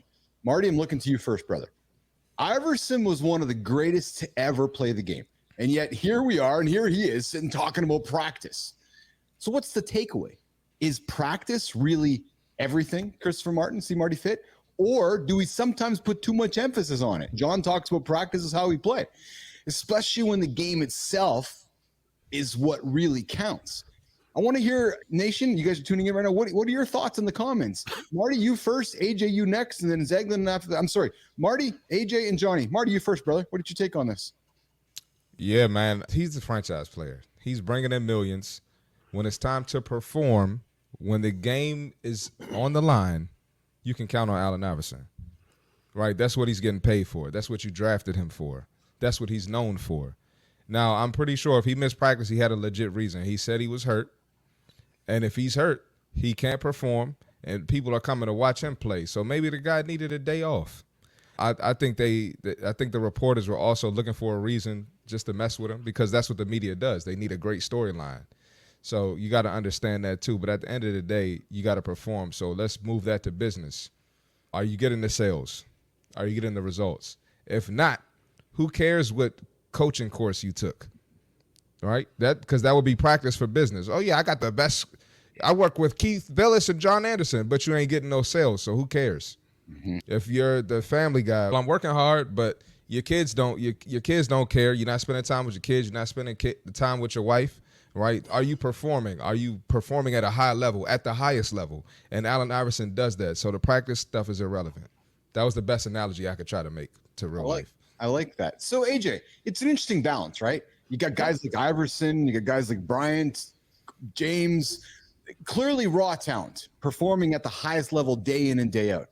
But then you got people like myself, John Anderson, Marty, yourself, who swear by the grind, the daily repetition of practice, reps. So where's the middle ground, AJ? Do we need to rethink how we talk about practice versus performance? Or is this just one of those unique Iverson, like superstar moments where the natural ability outweighs the need for endless practice? Thoughts, AJ? Yeah, I actually think that practice is still underrated in the things that we could draw from it. And when I work with people on their mental performance, when I'm working with teams and athletes, I actually try to use practice as a vehicle to have them understand that there's still things that they can get out of practice that they're not yet, just based on their perception of what practice is. John was talking about the confidence. That's my number one confidence builder for athletes. So let's keep this in the basketball world, because we're watching an Iverson clip. Steph Curry comes down the floor and he shoots a three and he misses. What do you think happens to his confidence? Absolutely nothing. It's still through the roof. Do you think he's even going to hesitate to shoot another three the next time they're down the floor? Right. No, he won't, right? Where does that come from? Keith, you mentioned Kobe Bryant and these guys of all this extreme talent. Yes, tons of natural talent, but what actually separates the guys at the very top? It's all the things that require no talent. You're not going to get in the gym before Kobe Bryant got in the gym. Yep. Steph Curry shoots 500 shots a day, right? Steph Curry is confident that he can go down the floor the next possession and shoot a three because he shoots 500 shots a day. Right. So the one is like whatever, right? So one's whatever. He knows he can do it. How is he confident? If I went down the basketball court and I shot a three and I missed, the next possession I'm going down, I am not shooting, man. I think I'm going to be on the bench. I think I'm going to do whatever. I don't shoot 500 shots a day, right? I bet you if you actually went back and looked with Allen Iverson and looked at how much he was on the playground shooting hoops when he was a little kid, and then how much he was probably just lived in the gym in high school, probably shooting baskets after school, before school, at lunch hour, doing whatever. That's all practice. That's where his confidence comes from. He didn't show up in the NBA and he was a superstar all of a sudden. He wasn't born a great performer in the NBA. He had to get there somehow. Yes. Right? He had natural ability for sure, but I bet you could go through almost any city in the States and stop at any outside basketball hoop and probably find a million guys that are great at basketball. Yes. Yeah. I want to add there and making and some are not, right? Marty, I wanted Part of the talent, yeah. My bad, AJ. My bad. I wanted to add a quick context to that. That was in 2002. I just looked it up. I'm pretty sure that was the year they went to the finals. Yep. They lost to the Lakers. But if they went to the finals, he's been at practice, and the team was practicing at a pretty high level if they made it to the finals. So I just wanted to add that in there too. Yes. That was ridiculous. But go ahead. But Marty, that's good though, because that's 20 years ago, but nothing's changed. So Johnny, looking at you, brother, practice is important, but it's gotta have purpose. You can't just go through the motions, and you can't rely just solely on talent. And I'm looking at you, brother, because you stepped into 3 different careers and became one of the greats in 3 of them. Doesn't happen with natural raw talent, even though Marty John's, oh yeah, I'm the fucking most natural talented bodybuilder there is. But joking aside, you had to put the practice in, Johnny. Talk about practicing with purpose instead of practicing just to practice. I think what's being missed with this whole conversation is and for those listening, I'm sure that you guys are probably thinking this, is we're talking about, when we talk about practice, we're talking about dribbling, we're talking about shooting, we're talking about practice on the floor, which is great. But what my message is, okay, he's hurt. He can't practice that way. There is always something to practice. When I got hurt, and I got hurt plenty of times, it gave me an opportunity to practice on something else that I didn't have the time to practice. Maybe part of my regime was there was a small piece of my training or my practice that only allowed a small piece because the physicalities were taking up most of the time. All of a sudden, if I'm hurt, the physicality portion is on the shelf. Guess what? I get a huge opportunity to practice something else to make me better. And I think that's what's missed, is that there's always something to practice.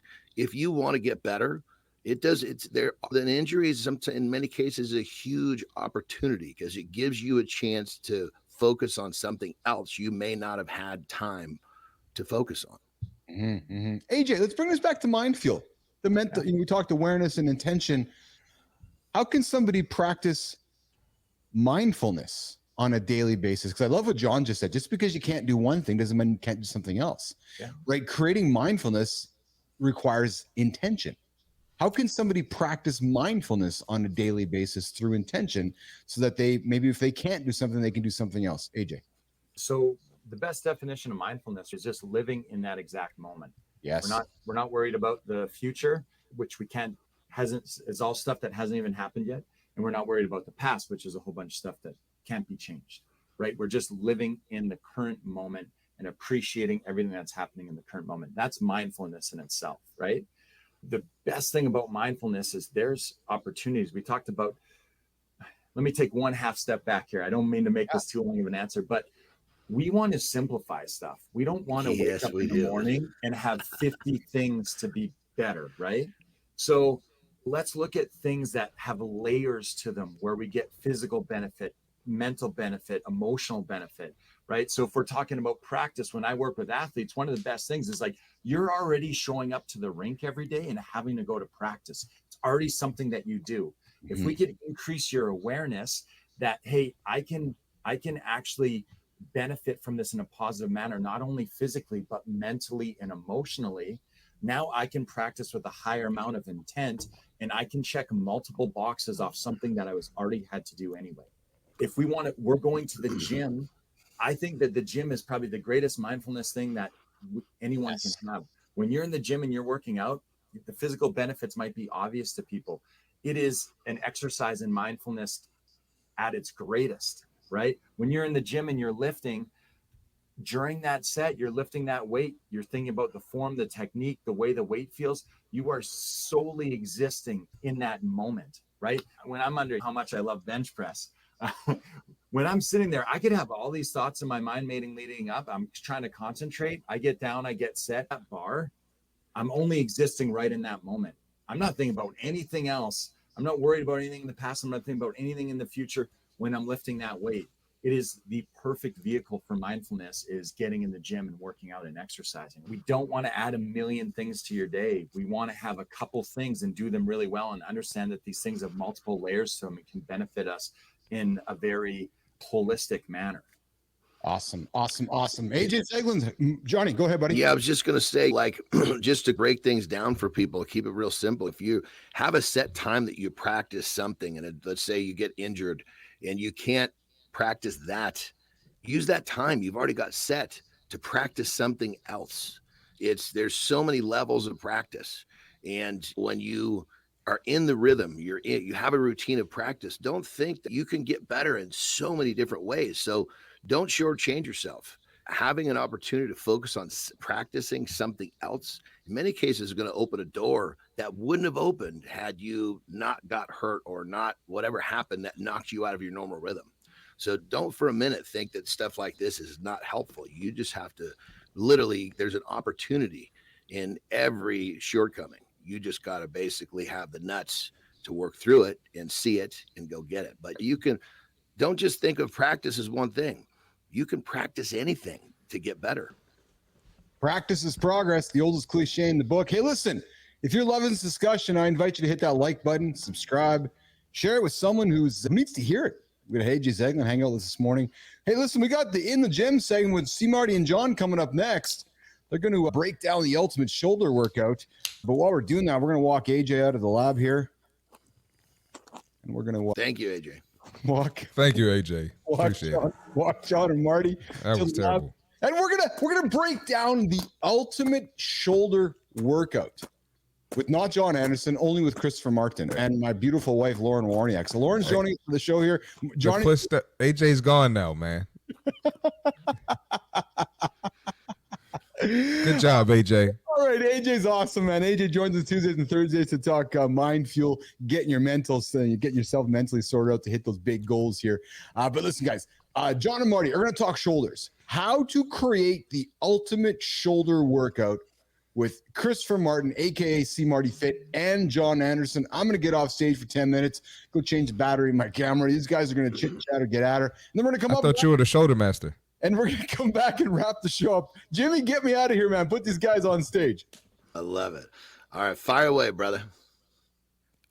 All right, first thing for shoulders, for me, if you want a fire shoulder workout, because you're going to have to lift some heavy weight, which I'm sure you're going to get to, you got to warm up your shoulders. Me and John talked about it before, but real quickly, what I do, the chest stretch, a shoulder stretch, get my arms moving, and I warm up with the bar or lighter dumbbells.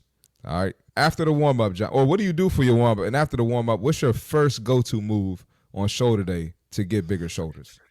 The warm up is an interesting element here. So at 52, my warm up for many people would be considered, holy shit, that's the first chunk of the workout, because I have to get my shoulders so warm. And people tend to bang their shoulders up often because the shoulder's a funny joint.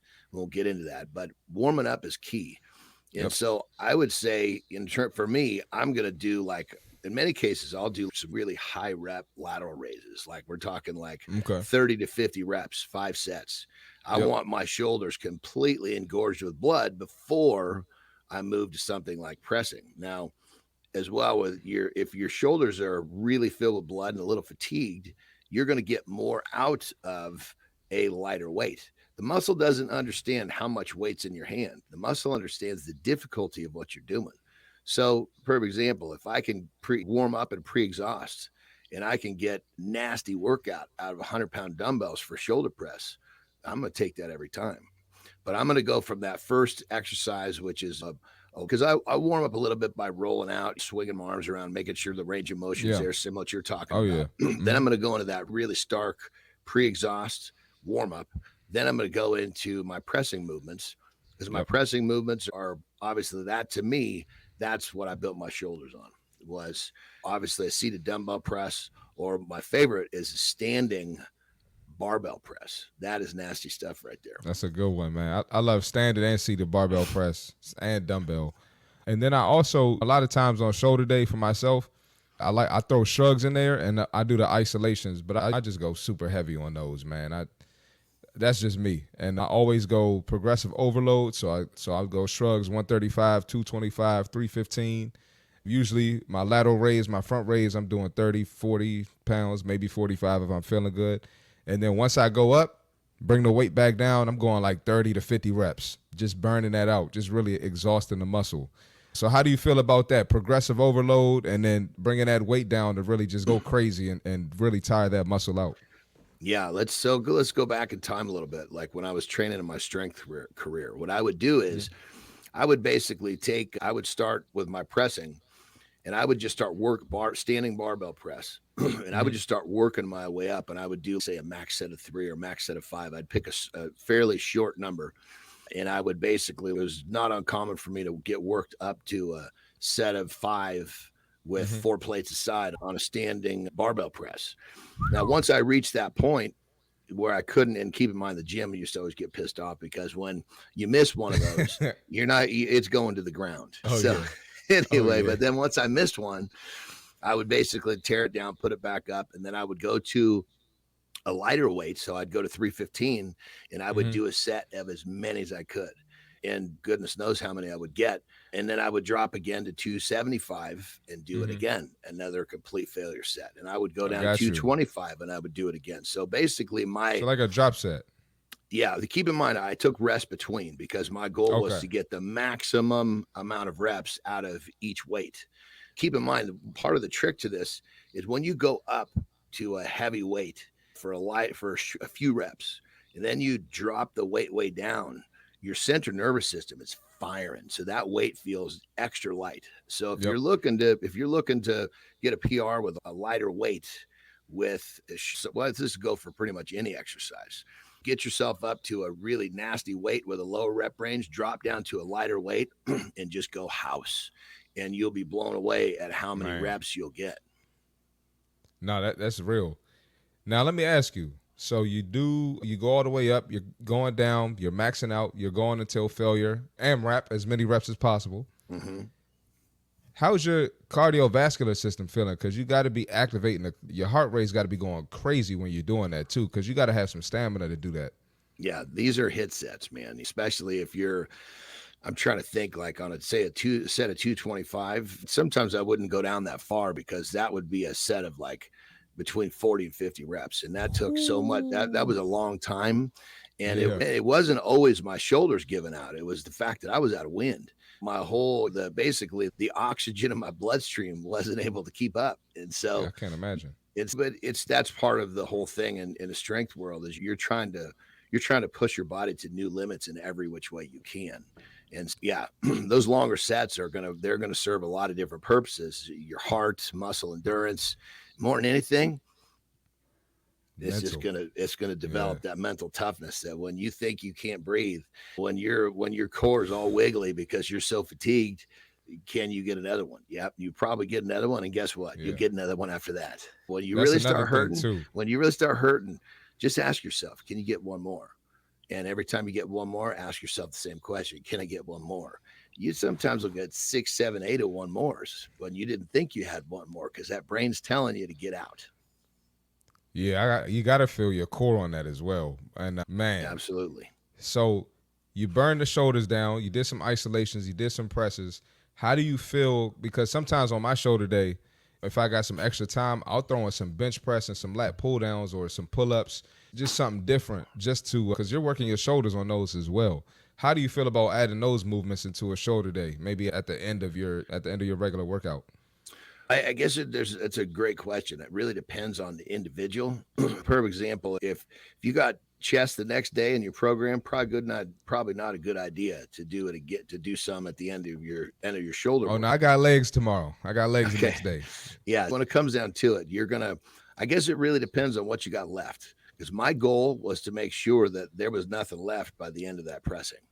And if I truly felt like I gave it up and there was nothing left, I did my job. But now my job is to have the discipline to get the fuck out of there, excuse my language, because once you really start to own this shit and you really start to want to do it, we talk a lot about that. When you start to build these habits to where you want to go to the gym, you're going to find yourself where your discipline is not to get there. Your discipline is to know when to leave. All right, so that's clearly like a super high intensity day. So how are you doing that week by week? Are you just going balls to wall on shoulders every week? Or are you? So I went crazy last week. I'm gonna have a lighter shoulder day this week. How do you go about that? Everything kind of cycles because like in those days, you're basically peaking for a contest. You go to a contest and keep in mind the week leading up to a contest, you do nothing. You walk, you don't lift any heavy shits. There's a lot of recovery. You compete. Then you're going to have damn near another week off again to let your body recover. And then you're going to start your cycle again, which is to work up to that maximum performance before that next contest. So when you're competing, or when I was competing, it was cycling itself based upon my preparation. Now, where I have more of a struggle, like now where I'm not actively competing, is now I have to force myself to cycle without having something I'm preparing for. And in my case, a lot of times what that means is I'm not good at showing up to the gym and say, oh, I'm just going to ease through this workout. That's not me. I have a hard time. Me neither. I'm either going to drop the hammer or I just won't show up. And that's where I choose to, I'm going to choose not to show up. That's the discipline right now for me, is knowing when not to show up. And again, it's just the flip side of the equation. We're talking about creating the habit of showing up is what we talk about a lot about here. Well, there's a certain point where all of a sudden the discipline is to know when not to show up. Yeah, absolutely. Hey, we're hanging out with John, C. Marty Fit and Keith Phillips here. John and Marty wrapping up the In the Gym segment. We're just talking about building the ultimate shoulders. I was taking that in, man. That's some good stuff there. And I like how you ended it. It's understanding the discipline when not to show up. Mm-hmm. And it leans back into this idea of awareness and intention. Marty, question for you before we wrap up. How do you know, Marty, when not to show up? And then John, to you next. Marty, how do you know when it's like, no, I can't show up today? How do you know, Marty? That's a tough one. Yeah. Because Yes, I it is. try Yes. to have set days that I take off. Yes. Usually Saturday and Sunday for me. I try Yes. to take off 2 days. But I mean, some days I'm either bitching or some days I just really don't have it. And usually I know when I wake up. If I'm just like super sore, I got a busy day, there's no way I'm going to have an effective workout. There's no way I can go 100%. And it's not just my mental blocking that. Yeah, I'm taking the day off, man. I'm taking the day off. Yep. Johnny, how do you know? This is just me because I know the challenges that I have. So I create systems to make sure that the challenges I have don't cause me to lose progress.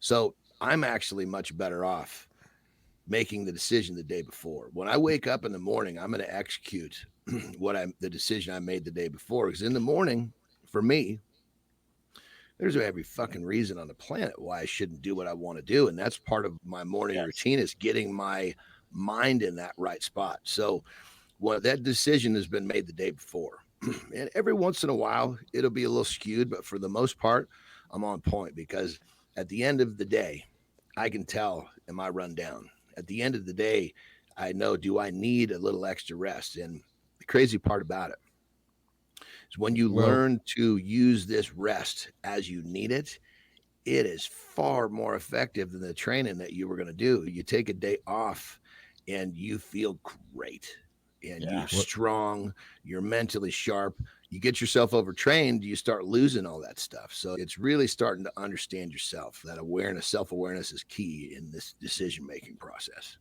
It's interesting. Go ahead, Marty. Now, I was going to say, I definitely feel great after a rest day, but my problem is I wake up every day like, let's fucking go. Like, I just wake up with a different energy. So I never know. It's hard for me to say that the day before, because if I feel good, I'm probably going to work out. And that's a good point, Marty, because when I make the decision, okay, I'm not training, I know I'm going to have that I'm chomping at the bit. So I have to basically have a task that I'm going to invest that energy into, where basically, because if I don't have that task and I haven't premeditated what I'm going to do with that focus and that attention and that energy, that to me is a bad situation. So it's just a shift of my focus for the day. It's interesting you bring that up, Johnny, because yesterday we were talking about a lot. All week we've been talking about chasing feelings. I know you woke up on, I think it was Tuesday in a loop here this week. You're like, a little bit out of sorts. Yesterday a little bit. And Johnny, because the night before I made the decision what I was doing yesterday morning, and I made the wrong decision. And then I went through my morning routine, Marty, and I was like, oh, I didn't get the feeling that I wanted. And on yesterday's show, I said to you guys I was going to go chase a feeling. I got off the show and I went and did my thing. 45 minutes later, I found that feeling I was chasing. What it reminded me of, John and Marty, was that I know what I need to do before the show to get that feeling.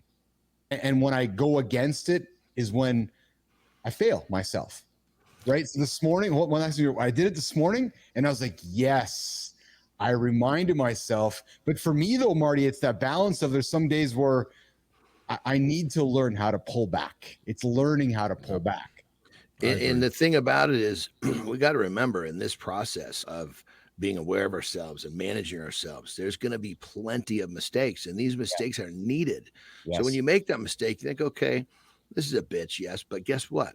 I don't have to make this mistake anymore. And you file it away, you put it aside, and that's one less mistake you have to worry about making in your future. But remember, mistakes are magical. You need mistakes. You learn from mistakes. Sometimes I shouldn't say sometimes, almost always, you're going to learn more from a mistake than you are from not making the mistake. Because if you think about it, when we learn to manage ourselves and we can move forward without making mistakes, we make a lot of progress. Now, the key is we're going to make a lot of mistakes to get to that point where we're not making as many. So embrace those mistakes early in your journey. This is why I love this show. And this is going to sound so cliche, and to some listeners, it sounds so dumb. But this is why I love this show, because I made a mistake 2 days yesterday. And I'm like, damn it, I made the wrong decision. And then this morning, when I went through that thought process, John and Marty, and I made the right one, I leaned into what you just said, John. I'm like, yeah, I didn't make the same mistake I made 2 days ago. Yeah. No, and I'm not going to do it again. And like I've been talking about with Lauren, like every single day for 2 hours, I'm out here talking to Business Athlete Nation like you guys are. How can we leave the show and be a hypocrite? We can't. So this show has very much kept me on par and kept me on the straight. I hear things that you drop, Marty. I hear something that you drop, Johnny, and then I go through my own intentions and I make mistakes. When fuck, that didn't work out. So I bring it up to end the segment because we talked about chasing feelings and so forth, and I get a sense, Johnny, that maybe you found your feelings today, and I see Marty's. We get some good rhythm here today, but it's really about just finding what makes you work. And for me, 2 days ago, I made a mistake on the decision the night before. I corrected it yesterday. Today, I'm feeling like a fucking $1 million. Yeah, though, and keep in mind, we all have these different ways we're going to use to keep ourselves in line. And one of the things that I ask myself, and it's really helpful, especially if it's one of those moments where I need to give myself a little kick in the crotch. Yes, is I ask myself a question: how can I lead others if I can't lead myself? I think that's exactly it. But John, so simple and cliche. And again, we've taken the responsibility of building the show together. And how can we sit down and tell Shinku or Good Time, So Young, and say, oh, you got to do this, yet we're fucking not doing it ourselves? Yeah, agreed. Right? And that's why I have leaned very much into like my relationships, listening to things you're talking about, Johnny, and not raising voices and stuff. And fuck, man, no, like I'm better than that. If I'm going to tell people to be better, I got to be better too. So anyways, we can talk about this forever. John and Marty, you got to rock and roll. You guys have got some things to get to. Me and Jimmy, because Christina's on here, me and producer Jimmy are going to wrap up the show with the community corner, the creator spotlight, and then we're going to get after it. Marty, highlight from today's show before we say goodbye, buddy. Marty. Oh, man. Dan is freaking hilarious, man. Yes. That's a funny guy. Yeah, I agree. Yes. And AJ was great. I just love how AJ relates everything he related Allen Iverson to his athletes. And I thought that was just freaking crazy, man. Yes. That's impressed by that. Yep. Absolutely. Johnny, what did you take from today's show, brother? I think that if people, I love the topic of practice.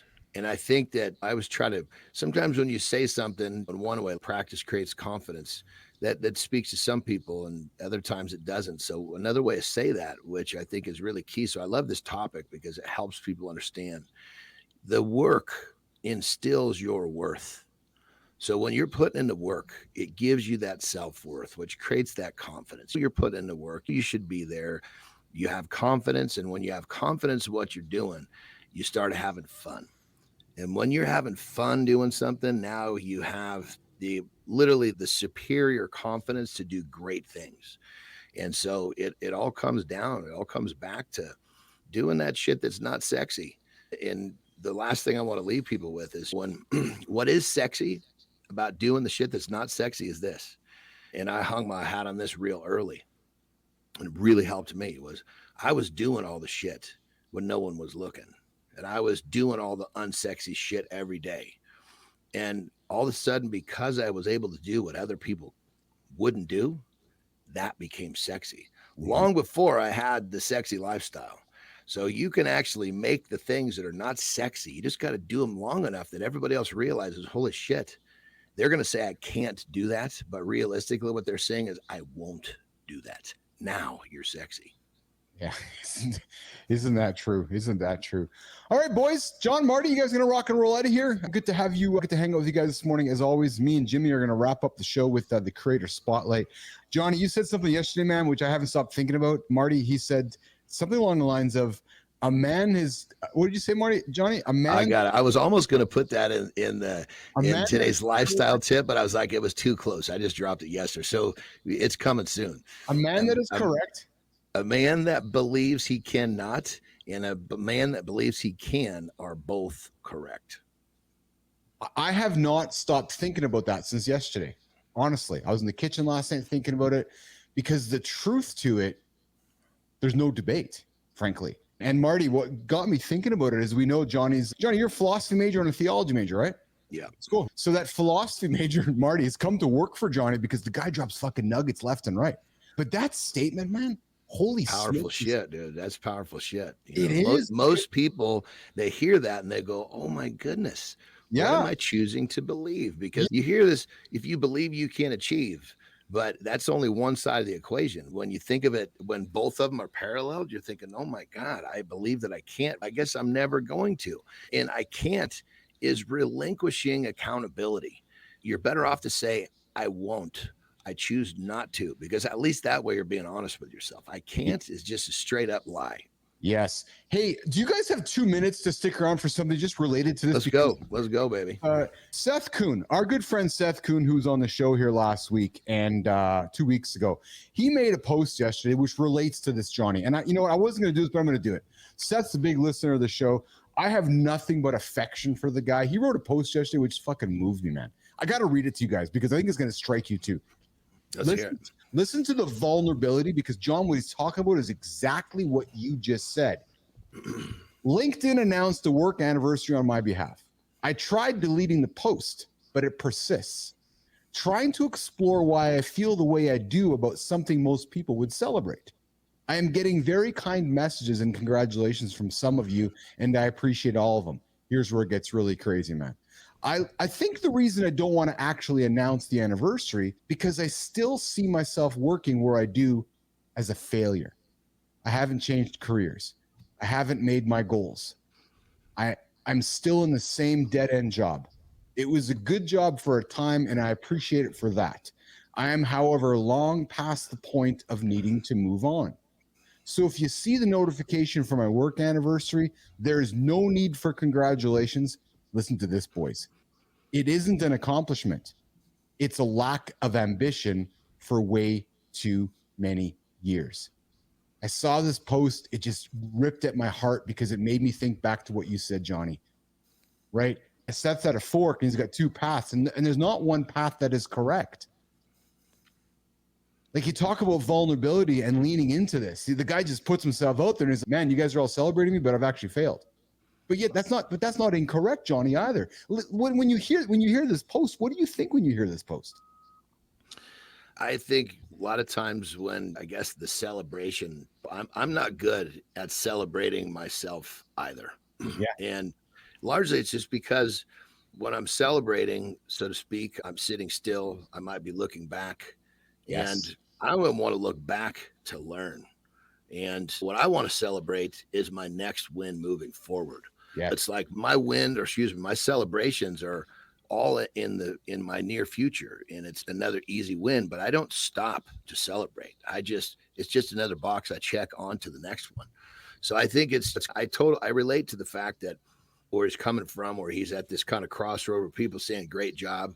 But in essence, I believe for me, what really makes me feel good is moving on to the next easy, and I say easy win because it's really, we want to have our life set up with all these different daily checkpoints that make us feel good, and they're wins. And so I like to celebrate the fact that I'm still moving forward, not celebrate the fact that I'm sitting still or looking back to reflect on what created that moment, if that makes sense. Yeah. Marty, when you hear Seth talk about his journey and let's think, nah, don't celebrate me, man, because I haven't achieved what I want to achieve. What do you hear when you say that?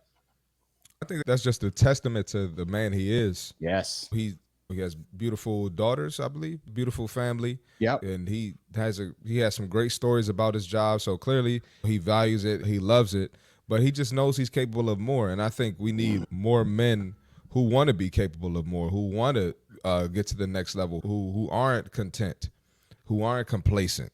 So I think that's amazing. That's actually really motivating. And there's nothing wrong with that. You can very well acknowledge the accomplishment and not celebrate it. Yeah, I'm happy. That's a great way to put that, brother. That's a really good way to put that. Hell yeah. Definitely. Yep. So that's great. I didn't see that post, but I'm glad you brought that to our attention.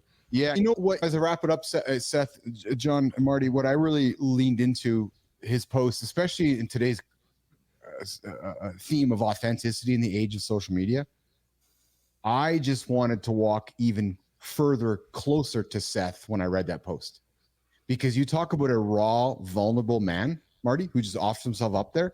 Like, how do you not want to walk towards that human being and say, I want to get to know you?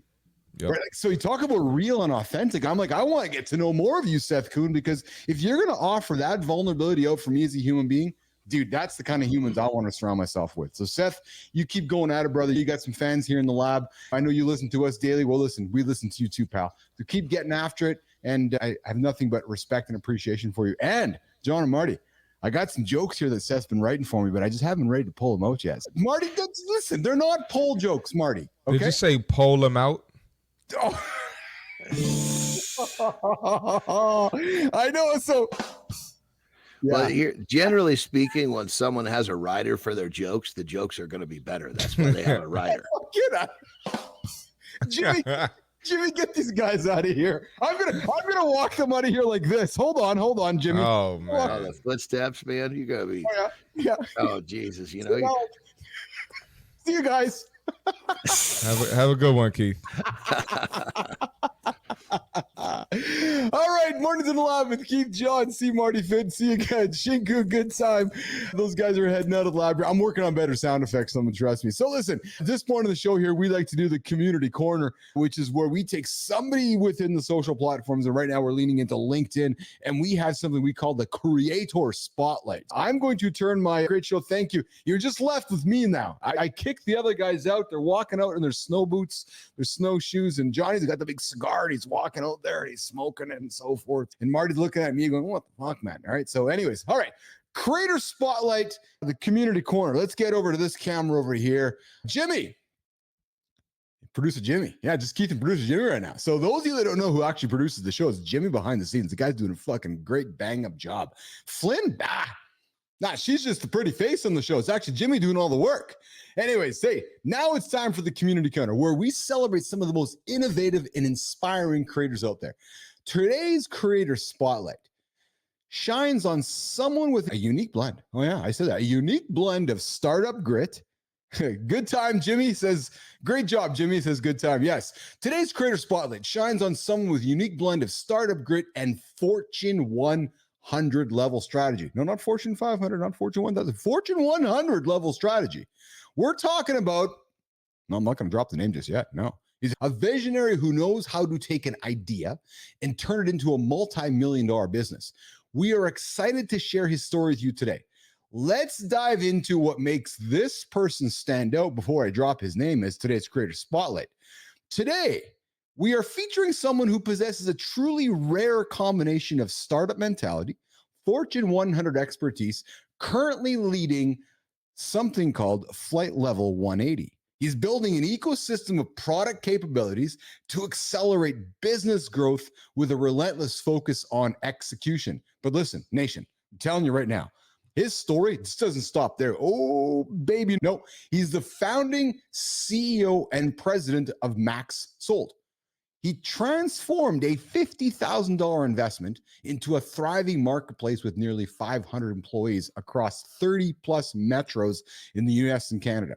When he exited the business in 2022, he sold it for high 8 figures. Oh yeah. And had the last month's sales of over 30 million bucks. This guy just didn't grow. He just didn't grow a business. Oh shit, no. He grew an empire. Yeah, true story. Max sold a spot on the Financial Times fastest growing companies in America's list, as well as recognition in Growth 500 and the Globe and Mail Top 400 multiple times. Who wrote this, man? It's like nonstop for this fella. His relentless focus on growth and leadership has earned this fellow a reputation as one of the top business minds in his field. Today's Creator Spotlight for Mornings in the Lab on October 10th is, and I got no drum rolls today, so it's just going to be me doing the drum rolls and the sound effects. Today's Creator Spotlight for Mornings in the Lab with Keith and Friends is Sushi Paramel. All right, I'm going to move my head over here to see Sushi's stuff here. So Sushi is from Canada. Yeah. Accelerating outcomes, seasoned leader with both Fortune 100, Amex, Dell, Bell, startup experience, investor, Hope Air, volunteer pilot. Hey, I don't know about you, but if you got a volunteer pilot, would you want to fly on the airplane, or do you want to have a pro pilot? Sushi man, I would not put volunteer pilot on my profile because I don't know if I'd want to fly the volunteer pilot. Anyways, founding CEO of Max Sold, achieved a $30 million sales of $50,000 in initial capital. Listen, I love the stuff the guy's putting out here. I did some looking on his profile, and Sushi creates amazing content, inspiring content, but this is the one that struck me when I decided to put him up today. What does this button do? My son asks me every time he's the co-pilot in the seat. And Sushi says, my son has taught me that asking the right questions reveals insights, leads to understanding, and sparks the exploration and the learning in life and in business. Questions. Oh yeah. Questions shape the journey. Those right questions open doors, lead to growth, build connections, challenge assumptions, and invite collaboration and innovation. And that's clearly what Sushi is doing here with his profile and with the content that he creates. So I invite you, Nation, to go check out Sushi Puramel's profile on LinkedIn. He is our creator spotlight for this morning's Mornings in the Lab with Keith and Friends. All right, Sushi, that's it, my friend. That is celebrating you here today. Hey, listen. If you have somebody you want to invite to the show, I would invite you to submit their name to me, to Christina, to Marty, to John, and say, hey, I want to celebrate this person for the creator spotlight and bring them on into the lab here and have some fun with them and have some conversation and get to know them. Okay, so it looks like people keep showing up on the show here, Jimmy, so maybe we'll just keep chatting away here. So typically around this time we do the business and branding segment, but Christina's off today. I would lean into the business and branding segment, or I can wrap the show. So I think what we're going to do at this point is we're going to wrap the show. We've had a great conversation today. We started around authenticity in the age of social media. We talked about what's real, what's not real. We talked about sharding. We talked about practice making perfect and so forth. A full show. I invite you guys to the channel, subscribe to the channel, share with all your friends. And remember, we do this thing every single day, 8 o'clock Eastern time, Monday to Friday, Mornings in the Lab with Keith and Friends.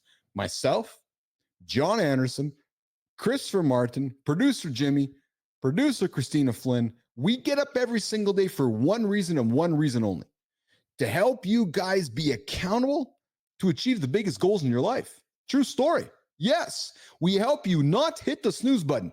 If you hit the snooze button, you're 9 minutes behind. Nah, we don't subscribe to that. Get up, get your ass in gear, and get going. Right? Good time. That's how we do it. And before I say goodbye, again, like the channel, tell your friends, and come join us tomorrow, Friday, Mornings in the Lab. We got a guest. Let me pull up my calendar here and see what we got coming in tomorrow morning in the lab here. Tomorrow we have joining us in the lab is going to be, I'm looking, Jimmy. And I was always taught when I was doing this talk radio stuff, pretend you're talking to one person. Tomorrow, Pierre Sabat is going to join us for Center Stage, and he's also going to stick around for Deep Dive. And of course, Jory's going to join us tomorrow for Protein Break. We got Monday, Wednesday, Friday, Jory Jansen joining us tomorrow as well. All right, let's get out of here. We're going to get out of here. No, don't hit the snooze button. We'll see you guys tomorrow, 8 o'clock Eastern time, right here, YouTube, X, LinkedIn. And hey, as we keep growing, you never know where you'll find us next. Have a good one, Nation. Jimmy, I'm walking out of here. You got the camera controls. I'm doing this.